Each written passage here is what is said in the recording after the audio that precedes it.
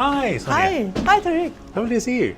How's it going? You're visiting us in cold New York. Absolutely, coming back from tropical Panama. Oh, fantastic. So remind me, so WeRobotics was founded back in 2016, right? 2016, so end of 2015, yeah, so good, just 3 years old. So you've made a heck of a lot of progress since then. What's the overall mission of the organization? So our goal is to create a network of local experts that use drone and AI to tackle social challenges. So anything from development to humanitarian aid to conservation. Tell me more about the impact assessment of floods in Dar es Salaam. What did that project look like, and what did the drone see? For impact analysis, the idea was to fly several times throughout the season, throughout the floody season, throughout the rainy season, and look at the floods in different ways. How does this change over time? So from light blue to dark blue, these are the river system at the beginning of the season, at the end of the season. So see, there's some really serious changes.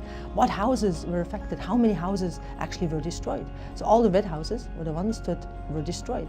And on top of it, to really understand what are the possible areas that could be to flood risk, exposed to flood risk next year. Yes. And again, I think the strength lies in the fact that you have local experts who can produce that over time and who understand the environment. What is actually going to happen next year is, our city officials going to help these people to, fortify their homes? Are they going to be moving people to different locations? What actually happens as a result of this map? So for the disaster management team, it's important for them to bring back data to their superiors. To say, look, this is the problem, and this is what the problem caused this year. And thanks to the data, we also understood that a lot of the problem lies in some of the areas like here, which is the bridge. And it's a new bridge, so the government actually thought, we solve flooding issues by creating a new bridge, but the new bridge actually creates new problems, it creates new floods. But why is the problem with the bridge? Because it holds up a lot of trash.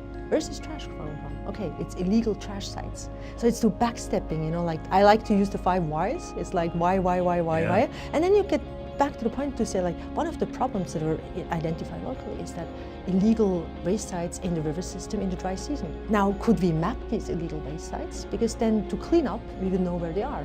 Because there's a local Tanzanian NGO that actually does a lot of cleanup work, but they spend 2/3 of the time to find the sites and only 1/3 to clean up, so it's not effective.